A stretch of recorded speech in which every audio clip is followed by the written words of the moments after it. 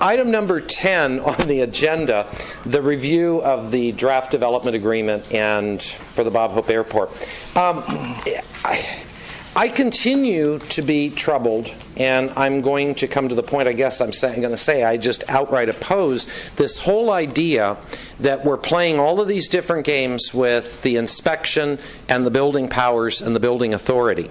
And this continues to transmute and develop. And the reason I say it that way is, it seems like it was only a few weeks ago that for the first time I heard they want to include, with the possibility of Glendale and Pasadena, LA County. And then in reading this item, up comes this, I want to say arbitration, and it includes Santa Clarita, Thousand Oaks, and somewhere else in the wild blue yonders.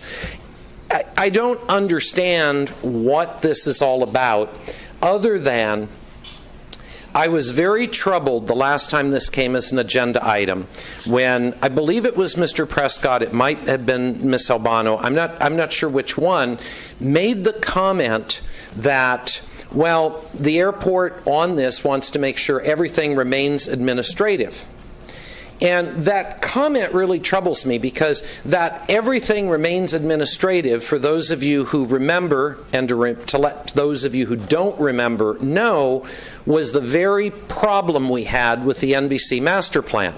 Because all of a sudden, everything that was the premise of approval of that project changed overnight from one user, one single campus by one user, to multiple users. And lo and behold, in reading this, what is this thing called? The draft development agreement, there I also find the use of airport-related uses. And while we were assured that when the old terminal is torn down and the current parking structure is torn down, nothing will ever go there. But lo and behold, in this it says, well, unless the FAA allows something to go there. Really? Seriously? Is something going to go there, or isn't it? I think we've been told, the public, and I think the council's been told numerous times too, oh, nothing will go there. This whole thing is wishy-washy from start to finish. And I'm going to tell you, it really troubled me. I think it was last week when we looked at the letter from the city for the EIR, the Environmental Impact Report, where we had so many questions that, bottom line, of course we had questions. There's no plans before us. All we have is this envelope. We're being told a certain amount of square footage. That's it. You know, when negotiations on this started 2 years ago, that was kind of acceptable, wasn't it? Now we're at the point where we're doing environmental impact reports, but we don't actually know really what's going there. Yeah, you can tell me 350,000 square feet. Do you want to tell me what's tile, what's paint? Do you want to tell me where the walkways and where the doors are? Do you want to tell any of that stuff? We don't know. There's no plans. No one can know, can they?